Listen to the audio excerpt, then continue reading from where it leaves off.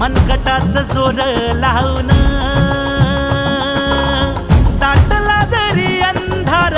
एकजूट होऊ आज दिवा देऊ तेज दावर तू आभाळ आभाळ वादळ तुझं तू राजा आसमानीचं बळ